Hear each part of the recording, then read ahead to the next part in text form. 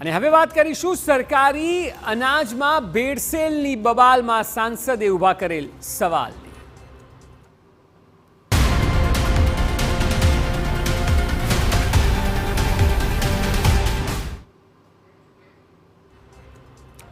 સરકારી અનાજની ગુણવત્તા સામે ફરી એકવાર ઉઠ્યા છે સવાલ। જો કે આ વખતે કોઈ વિપક્ષના નેતા નહીં પરંતુ ભાજપના સાંસદોએ પુરાવા સાથે તંત્રને સાણસામાં લીધું।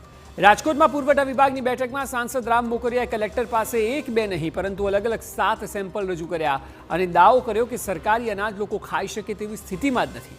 ત્યારે સવાલ એ છે કે કોણ મારી રહ્યું છે ગરીબોનું હક?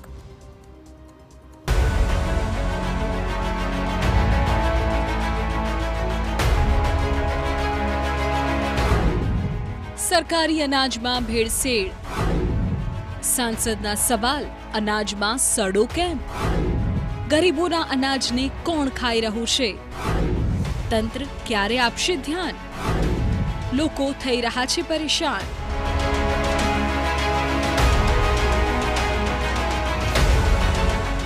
સરકારી અનાજમાં એટલી હદે ભ્રષ્ટાચાર થઈ રહ્યો છે, આ વાતનો ખુલાસો પોતે સાંસદે કર્યો છે।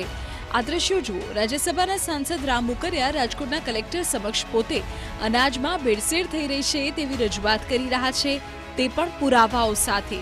સરકારી અનાજની ગુણવત્તા સામે ખુદ સાંસદ રામ મોકરિયાએ ઉઠાવ્યા છે સવાલ।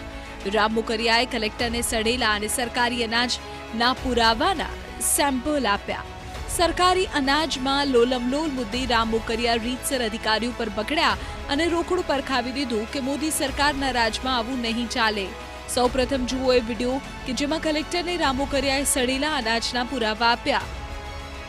મારે ખાલી એ જાણવું કે સરકારમાંથી ઉપર થયા હોય તો ઉપર રજૂઆત કરીને અહીંયા કોઈ જો સારા માણસો કઈ ભેળસેળ કરતા રહ્યા છે ફિગર છે એના માટે આવો રમેશભાઈ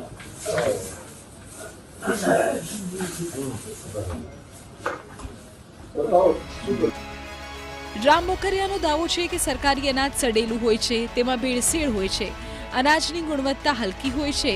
દાવો એ પણ છે કે સડેલું અનાજ ખાઈને નાગરિકો બીમાર પડે છે। તો સાંસદની રજૂઆત બાદ કલેક્ટરે સમગ્ર મામલે તપાસના આદેશ આપ્યા। રામ મોકરિયાની માંગ છે કે સમગ્ર મામલે યોગ્ય કાર્યવાહી થવી જોઈએ અને લોકોને સારું અનાજ મળવું જોઈએ। જિલ્લા કલેક્ટરને આપે રજૂઆત કરી છે, પુરવઠાના અધિકારીનો ઉધડો લીધો છે, શું બાબત છે? ખાસ બાબત તો એવું છે કે મારી પાસે આજે કોઈ સજ્જન આવ્યા હતા અને 6 મને અનાજના નમૂના આપ્યા। એ વિવિધ અલગ અલગ જગ્યાએથી એની એકઠા કર્યા હતા અથવા તો અમુક લોકોને એ ફેર પ્રાઇસ શોપમાંથી મળેલા હતા, એ નમૂના હતા। એ નમૂનાની અંદર અમુકમાં જીવાત હતી, અમુકમાં કાકરી હતી, અમુકમાં ભેળસેળ હોય, અમુક ચોખ્ખા હતા તો ચોખ્ખામાં ઝીણી ઝીણી કળચલી જેવું હતું। એટલે આ અનાજ છે એ બરાબર ક્વોલિટીનું નહોતું। મોદી સાહેબ છે એ દેશમાં 80 કરોડ લોકોને ફ્રી અનાજ આપે છે 5-5 કિલો। એટલે સરકારની યોજના છે, સારી યોજના છે અને એ ખૂબ જ વખાણવા લાયક થઈ અને ઘણા બધા લોકોને એમાં જીવન નિર્વાહમાં ઉપયોગી થાય છે।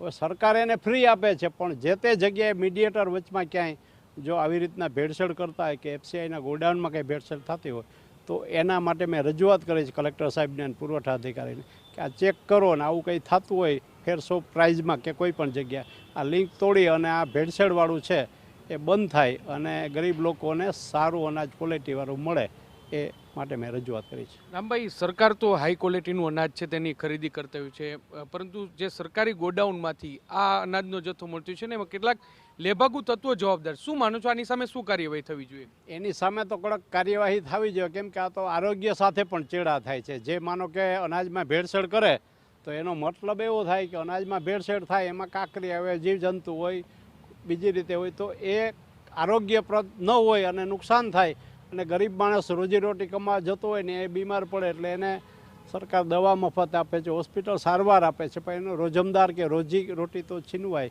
એટલે એના માટે કડક પગલાં ભરવા જોઈએ અને જ્યાં જ્યાં કચાશ હોય એ દૂર કરવા માટે મેં રજૂઆત કરી છે। સરકારી અનાજમાં ભેળસેળના મુદ્દાને ચેમ્બર ઓફ કોમર્સે પણ ઉઠાવ્યો છે। અલગ અલગ લોકોના ઘરોમાંથી અનાજના સેમ્પલ લેવામાં આવ્યા અને પછી સરકારી અનાજ મુદ્દે રજૂઆત કરાઈ અને હવે કલેક્ટરે તપાસના આદેશ આપ્યા છે। ઘણી બધી ફરિયાદો મળતી હતી કે નબળી ક્વોલિટીનું અનાજ છે જે સસ્તા અનાજના દુકાનદારો દ્વારા આપવામાં આવે છે।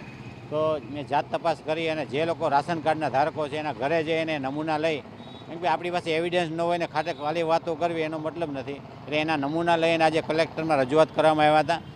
મારા દ્વારા રાજકોટ ચેમ્બર ઓફ કોમર્સ દ્વારા અને રામભાઈ દ્વારા એ રજૂઆતો કરવામાં આવી અને કલેક્ટરશ્રીએ એની રજૂઆતને ધ્યાને લઈ અને પુરવઠા અધિકારીઓને સૂચના આપી કે આને તપાસ કરો અને આનો તાત્કાલિક રિપોર્ટ આપો.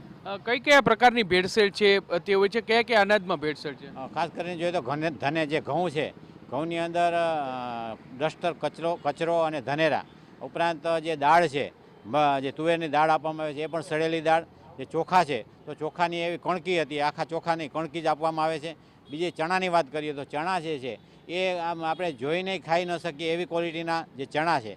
આવી બધી વસ્તુઓ જે છે સસ્તા અનાજના દુકાનદારો જે આપવામાં આવે છે રાશન ધારકોને, તો અમારી રજૂઆત એ હતી કે સરકારમાંથી આવ્યું અનાજ આવે છે કે રેશન કાર્ડ ધારકો જે છે, રેશન કાર્ડના જે સંચાલકો છે કૂપન એ લોકો આપે છે, એના માટે તપાસ કરવામાં આવે અને કલેક્ટરશ્રીએ અને તાત્કાલિક પુરવઠાને સૂચના પણ આપી. જોકે સવાલ એ છે કે સરકારી અનાજમાં ભેળસેળ થઈ રહી છે છતાં તંત્રને કોઈ જ ખબર નથી. સાંસદે રજૂઆત કરી ત્યારે તપાસના આદેશ આપવામાં આવ્યા. શું સરકારી અનાજની ગુણવત્તાની તપાસ થાય છે કે નહીં? સરકારી અનાજમાં ભેળસેળ કોણ કરે છે? શું સરકારી અનાજના દુકાનદારો કરે છે ભેળસેળ અથવા આગળથી જ ભેળસેળવાળું અનાજ આપવામાં આવે છે? આ સૌથી મહત્વનો સવાલ છે કે જે સાંસદે પણ ઉઠાવ્યો છે. ત્યારે આ સવાલ પર રાજકોટ કલેક્ટરનું શું કહેવું છે એ પણ સાંભળો. જ્યાંથી એમને સેમ્પલ કલેક્ટ કર્યા છે એની ટેસ્ટિંગ માટે અમે લેબોરેટરીમાં મોકલશું. સર આપણે જે આ રાજ્યસભાના સાંસદે ફરિયાદ કરી જનરલી આપણે સેમ્પલ બધા ચકાસી જે માલ આવે એ સેમ્પલ ઓલરેડી જે માલ હોય છે એ જે આપ કહો છો લેબોરેટરીમાંથી અપ્રુવલ થાય ત્યાર પછી રિલીઝ હોય છે. તો પછી આપણે સ્પષ્ટનું કારણ એ તપાસ પછી ખબર પડશે. ક્યાં સુધીનો રિપોર્ટ આપવાનો? આજે જે એમને સવારે રજૂઆત કરી છે જે રીતે રિપોર્ટ લેબોરેટરીમાં આવશે ત્યારબાદ એમને અહેવાલ કરશે. કલેક્ટર હાલ તપાસની જ વાત કરી રહ્યા છે, પરંતુ જે સવાલ છે એ છે કે પહેલા તપાસ કેમ કરવામાં ન આવી? ગરીબોના હક સાથે કોણ અન્યાય કરી રહ્યું છે? સરકાર જો સારું અનાજ આપે છે તો ગરીબોને કેમ મળતું નથી? શું હવે આ મામલે કોઈ કડક કાર્યવાહી થશે? શું ભેળસેળિયાઓ પર તપાઈ આવશે? કારણ કે જ્યાં સુધી યોગ્ય કાર્યવાહી નહીં થાય ત્યાં સુધી સરકારી અનાજમાં આવી રીતે જ ભેળસેળ થતી રહેશે. રાજકોટથી મોહિત ભટ્ટ સાથે બ્યુરો રિપોર્ટ TV9. એક વાત ચોક્કસ છે કે આ અનાજ કોણ લેશે? અત્યંત ગરીબ લોકો, અને એટલા માટે જ આ કૌભાંડ કરવામાં આવે છે કારણ કે એ લોકો પોતાનો અવાજ સિસ્ટમ સુધી પહોંચાડી નથી શકતા. આ તો રામ મોકરિયાએ સવાલ ઉઠાવ્યા અને એટલા માટે કલેક્ટરને કદાચ ધ્યાને આવ્યું હશે. અને એટલા માટે સવાલ એ છે કે કેમ ગરીબોને નથી મળી રહ્યું સારું અનાજ? સિસ્ટમ કેમ એટલી પોલી થઈ ગઈ છે કે જ્યારે કોઈ સાંસદ સવાલ ઉઠાવે ત્યારે આ વાત કલેક્ટરના ધ્યાને આવે? કોણ કરી રહ્યું છે ગરીબોના અનાજમાં ભેળસેળ? શું વચેટિયાઓ છે કે જેઓ સરકારી અનાજને ત્યાં સુધી પહોંચવા નથી દેતા? અને સરકારી સિસ્ટમમાં પણ કેટલાક લોકો ભ્રષ્ટ છે કે જે આ ચાહે છે આ થાય કારણ કે રૂપિયા રળવામાં આવે, સારું અનાજ બારોબાર સગે વગે કરવામાં આવે. ભેળસેળ પાછળ ભ્રષ્ટાચાર જવાબદાર છે, મહદઅંશે લાગી રહ્યું છે કારણ કે જો સારું અનાજ બહાર સોદો કરવામાં આવે તો તેના કરોડો રૂપિયા, લાખો તો મળતા જ હોય છે. અને એટલા માટે ભેળસેળ કરીને ગરીબોને આપી દેવામાં આવે છે અને ભેળસેળ કર્યા પહેલાનો જથ્થો એ સારી દુકાનોમાં જતો રહે છે અડધા ભાવે. ભેળસેળ રોકવા તંત્ર શું કામ કરી રહ્યું છે? આ એટલા માટે કારણ કે આજે કોઈ સાંસદે સવાલ ઉઠાવ્યા અને એટલા માટે આપ જાણો છો એવું નથી. આ રોજે રોજ થઈ રહ્યું છે. રોજે રોજ આ પ્રકારની સમસ્યાઓ શહેરોમાં, જિલ્લાઓમાં, અલગ અલગ તાલુકાઓમાં આવે છે. તો સરકારી સિસ્ટમ કરી શું રહી છે? સાંસદની રજૂઆત બાદ શું હવે થશે કાર્યવાહી? એ સૌથી મોટો સવાલ છે.